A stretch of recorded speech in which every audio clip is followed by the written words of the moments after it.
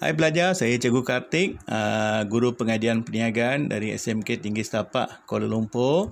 Kita sambung dengan bab keusahawanan iaitu penggal 3 STPM pengajian perniagaan. Kita pergi kepada bahagian yang ke-9 iaitu memulakan dan menjalankan perniagaan. Ini adalah bahagian yang terakhir dalam bab keusahawanan. Okey, ada banyak bahagian. Cikgu akan bincang bahagian pertama, iaitu kaedah memulakan sesebuah perniagaan. Okey. Kita ada 4 kaedah, iaitu memulakan sendiri, mengambil alih perniagaan sedia ada, franchise dan pakatan strategik. Okey. So dalam video ni, cikgu akan bincang 2 langkah pertama, iaitu memulakan sendiri dan juga mengambil alih perniagaan sedia ada. Okey. 2 lagi kita akan bincang dalam bahagian yang ke-10. Okey. Jadi nak mulakan perniagaan ni kita ada 4 cara. Okay, how to start your business? Boleh set up your own business, take over. Boleh guna kaedah franchise yang kamu nampak macam KFC, okay, Subway, okay. Dan kita juga boleh buat pakatan strategik atau dipanggil strategic alliance, okay, licensing, perlesenan, kontrak pengeluaran usaha sama, okay. Alright, apa dia memulakan sendiri? Okay. Memulakan sendiri maksudnya, okey, usahawan membina perniagaan baru bermula dari peringkat permulaan. Maksudnya perniagaan ni belum wujud lagi. Okey, it's a new business. Membina perniagaan baru bermula dari peringkat permulaan lagi. Okey. Kenapa kamu buat ni? Sebab kamu ada idea untuk produk baru. You create something new. Okey. Kamu nak cipta nilai atau faedah baru kepada produk sedia ada. Kamu jumpa pasaran baru atau kamu ada teknologi baru. So, kamu rasa kamu nak mulakan perniagaan dengan sendiri. Okay? Itu bina perniagaan baru. From beginning, from scratch. Okay? Antara alasan ialah kamu rasa ada kebebasan. Okay? Kamu nak wujudkan kemudahan fizikal kamu sendiri. Kamu nak wujudkan imej perniagaan kamu sendiri. You nak pilih lokasi sendiri. Kamu rasa ada galakan dari kerajaan dan kamu rasa nak bina management style, okey, kaedah pengurusan kamu sendiri. Okey, lepas tu berikan satu contoh. Seorang usahawan berjaya mencipta shampoo mengurangkan masalah keguguran rambut dan membuka rangkaian kedai sendiri untuk memasarkan produk tersebut. So you come up with the idea. Okay, kamu dah ada satu produk baru, iaitu shampoo yang boleh mengurangkan masalah keguguran rambut. Jadi you buat apa? You buka kedai sendiri untuk memasarkan produk yang kamu sendiri hasilkan. Itu memulakan sendiri. Okay. So let's see kelebihan dan kelemahan. Okay, hafal 3 kelebihan dan 3 kelemahan minimum. Okay. Antara kelebihan ialah kamu ni bebas buat keputusan. Freedom to decide. Okay. Tentang apa? Tentang lokasi. You bebas buat keputusan tentang lokasi mana kamu nak mulakan perniagaan kamu. Apa produk kamu nak jual. Apa cara pengurusan. Nak buka kedai pukul berapa. Berapa hari kamu nak berniaga. Waktu operasi pukul berapa. Berapa pekerja kamu nak gunakan. You decide sendiri. Tak perlu rujuk orang lain. Itu kelebihan memulakan sendiri. Bebas memilih kemudahan fizikal. Alatan yang kamu nak gunakan, okey, reka bentuk bangunan macam mana, you decide sendiri, okey. Ada galakan kerajaan, memang kerajaan menggalakkan kita mulakan perniagaan. Jadi, kalau kita mulakan sendiri, kita boleh harapkan grant, bantuan daripada kerajaan, okey. Kamu juga bantu membangunkan imej perniagaan sendiri, okey. You can create image. Contohnya kedai yang keluarkan barangan berkualiti. Kualiti itu adalah imej kamu. Kedai yang bersih. Layanan mesra, okey, pengantaran barang yang cepat. Imej ni kamu boleh create sebab kamu mulakan perniagaan daripada permulaan lagi, okey. Dan kamu juga mampu buat inovasi dan memperkenalkan produk sendiri. It's all yours, okey. Itu kelebihan dia. Pada masa yang sama ada beberapa kelemahan, okey. Antara kelemahan ialah tak ada rekod perniagaan sebagai panduan. Sebab you mulakan sendiri, tak ada apa-apa rekod. Adakah benda ni pernah dibuat? Bagaimana dilakukan? Apa proses dia? Tak ada apa-apa rekod. Semuanya kamu kena cari sendiri. Sebab ini adalah idea kamu dan kamu mula sendiri. Okey? Tak ada pelanggan sedia ada sebab pengguna belum lagi kenal barangan kamu. Okey? Usaha mengambil masa lama untuk mengembangkan perniagaan. Take lot of time. Sebab tu bukan semua perniagaan yang mulakan sendiri akan berjaya. Ada yang cepat give up. Okey. Bila dia rugi 2 bulan, dia kata, tak boleh dah, dia give up. Okey. Sebab dia ambil masa yang sangat lama untuk mengembangkan perniagaan. Okey. Dan kelemahan yang keempat ialah masalah modal ni. Okey. Kalau nak pinjam dari bank ataupun agensi kerajaan ni kurang yakin dengan idea kamu. Okey. Bagi kamu, idea kamu sangat baik. Tapi bank ada rujukan dia sendiri. Okey, bank rasa idea kamu mungkin kurang berjaya. Jadi sukar untuk memperoleh pinjaman. Jadi mereka yang mulakan sendiri ni, mereka banyak bergantung pada modal sendiri. Okey, itu kelemahan dia. Okey. Okey. Yang kedua, mengambil alih perniagaan sedia ada. Okey, mengambil alih maksudnya kita beli perniagaan orang lain. Take over. Okey, beli perniagaan orang lain ataupun kita boleh mengambil alih perniagaan yang diwarisi. Kita boleh beli ataupun kita ambil alih pengurusan perniagaan yang diwarisi. Dulu perniagaan tu diuruskan oleh ayah kamu. Sekarang ayah serahkan kepada kamu. Jadi kamu uruskan dengan gaya kamu sendiri. Okey, atau menjadi rakan kongsi perniagaan sedia ada. Kawan kamu ada kedai dobi. Jadi kamu sumbangkan modal, kamu jadi rakan kongsi. Bukan kamu mulakan perniagaan dobi sendiri, tapi kamu jadi rakan dagang atau rakan kongsi untuk perniagaan kedai dobi kawan kamu. Okey.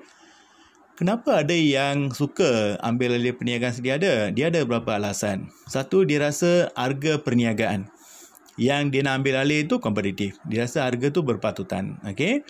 Dan dia tengok persaingan. Kalau buka perniagaan sendiri, persaingan sangat sengit. Baiklah kita ambil alih perniagaan yang sedia ada. Dan kamu dah perhatikan kemudahan fizikal dia. Okey, dia ada perabot yang baru. Kamu tengok peti sejuk dia, alatan dia semua baru. Okey. Dan kamu juga perhatikan keadaan pasaran. Okey, kamu tengok perniagaan sedia ada ni, dia ada pasaran yang baik. Permintaannya agak konsisten, stabil. Jadi, you pun ambil alih. Okey. Contohnya, seorang usahawan mengambil alih pengurusan sebuah restoran kerana harga yang ditawarkan oleh pemilik asal ialah berpatutan serta mempunyai pelanggan tetap yang ramai. Okey, itu mengambil alih. Okey. Okey, apa kelebihan dan kelemahan? Okey. Kelebihan mengambil alih takeover ni, satu, pelanggan sedia ada. Kamu tak perlu cari pelanggan baru. Okey, memang dah ada pelanggan dah. Okey, so tak perlu cari pelanggan baru dan hubungan baik dengan pihak luar seperti pembekal bank. Jadi kamu teruskan saja. Okey, pembekal hantar barang macam biasa, walaupun dia tahu ada perubahan pemilik, tapi dia bekalkan barang macam biasa. Sebab perniagaan ni dah lama wujud. Okey. Ada rekod perniagaan terbukti. Okey, kamu boleh rujuk rekod-rekod lama. Bagaimana perniagaan ni diuruskan, apa masalah dia dan sebagainya. Lokasi strategik, lokasi sesuai. Okey, ada pengangkutan awam, kawasan perumahan, okey, dekat dengan pejabat kerajaan. Itu adalah antara lokasi yang strategi ya.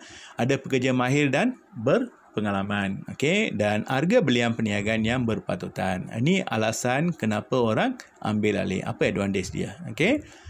Pada masa yang sama ada kelemahan. Antara kelemahan ialah mewarisi masalah perniagaan sedia ada. Okey, kita mungkin mewarisi masalah perniagaan. Masalah perniagaan ni contohnya seperti masalah pengurusan, okey. Kedai yang kotor. Itu image ni tak boleh diubah. Okey, sebab memang dah ada dari lama dah. Okey. Benda ni mungkin kamu tak nampak bila kita ambil alih perniagaan. Okey. Kemudahan fizikal yang usang. Nampak cantik bila pergi kedai, bila kita mula operasikan perniagaan baru kamu nampak mesin tu memang indah khabar dari rupa. Okey, mesin tu memang lama tapi nampak macam baru. Jadi selalu rosak. Okey. Menanggung beban hutang yang diwarisi. Pekerja ramai tapi mungkin gaji 3 bulan belum dibayar. Jadi pemilik asal tak beritahu kamu. So bila kamu ambil alih, pekerja kata, bos kalau tak bayar gaji 3 bulan ni kami tak nak sambung kerja. Okey. Lokasi tidak strategik lagi. Okey, dulu memang dekat dengan pejabat kerajaan. Jadi bila buka restoran ramailah kaki tangan awam yang datang kedai kamu. Lepas tu pejabat kerajaan berpindah pula ke tempat lain. So perniagaan pun merosot. Okey. Imej perniagaan yang sudah tercemar di kalangan pelanggan dan pembekal. Okey, mungkin pelanggan kata kedai kamu ni selalu kotor lah. Okey, lepas tu layanan pelanggan ni teruk. Okey, atau pembekal ada imej iaitu dia kata kedai ni memang lambat bayar. Okey, order tak tentu masa. Ini imej perniagaan. Dan pekerja pula bermasalah. Nak ubah sikap pekerja ni ambil masa yang lama. Okey, so ni antara kelemahan mengambil alih perniagaan. Okey. Okey, contoh soalan. Berikan maksud memulakan sendiri sebuah perniagaan satu markah.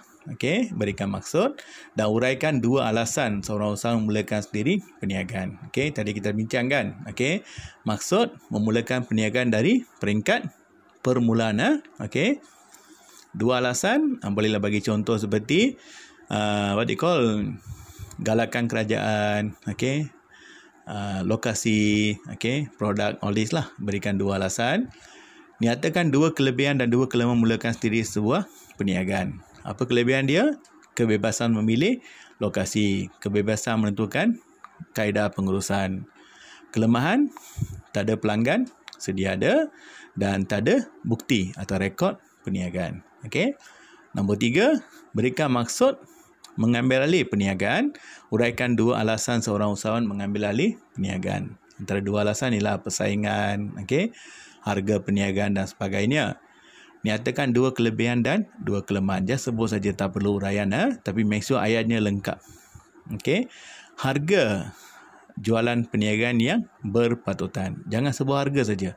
Harga perniagaan yang berpatutan. Jadi ayat mesti lengkap. Okey. Kelemahan mengambil alih perniagaan, jangan sebut masalah pekerja. Okey. Masalah pekerja seperti layanan pelanggan yang kurang baik. Make sure ayat dia lengkap. Okey, baru dapat 2 markah. Okey. So nyatakan 2 kelebihan dan 2 kelemahan. Okey. Contoh kes. Encik Manik Badsha merupakan pengusaha perabot rotan. Okey, perabot rotan yang telah mulakan perniagaan ini dengan modal sendiri. Okey, sebanyak RM50,000. Okey. Beliau telah mulakan perniagaan ini dengan modal sendiri sebanyak RM50,000. Permohonan beliau untuk kemudahan pembiayaan dari agensi kerajaan ini gagal kerana mereka khawatir tentang keupayaan dan potensi kejayaan perniagaan. Beliau juga menghadapi masalah untuk memasarkan produk beliau kerana produk beliau ni kurang dikenali dan mendapat sambutan dingin di pasaran. Beliau memilih lokasi perniagaan di Kuantan kerana berdekatan dengan bekalan dan juga sesuai dengan jenis pasaran. Dengan usaha berterusan dan keupayaan mencipta produk rotan, perabot rotan yang kreatif dan inovatif serta penekanan produk bermutu dengan harga yang murah, perniagaan Encik Manik terus berkembang. Selepas usaha selama 30 tahun, kini perniagaan perabot Encik Manik ini sudah dikenali umum dan produknya mendapat sambutan tinggi di pasaran tempatan dan luar negara. Nyatakan kaedah memulakan perniagaan. Ini kaedah apa ni? Memulakan sendiri. Okey, kamu dapat 1 markah. Okey. Jelaskan kelebihan dan kelemahan kaedah mulakan perniagaan Encik Manik Badsha. Okey, kelebihan dia yang cikgu tandakan warna merah ni. Bebas memilih lokasi. Ini contoh dia. Okey, lepas tu keupayaan untuk mencipta perabot rotan yang kreatif dan inovatif. Okey, kebebasan untuk memasarkan produk sendiri. Okey, ini imej yang dia nak bentuk. Bermutu dengan harga yang murah. Okey. Pada masa yang sama, ada kelemahan, iaitu masalah mendapatkan pembiayaan. Okey. Tiada pelanggan sedia, ada. So, sambutan dingin. Yang ketiga, mengambil masa yang lama untuk mencapai kejayaan. Okey. So, ni kelebihan dan kelemahan. Okey. Okey, belajar. Cikgu harap apa yang cikgu sampaikan ni membantu kamu. Share ya. Okey, share. Like, jangan lupa melanggan, subscribe. Okay, so good luck and wish you all the best. Bye bye.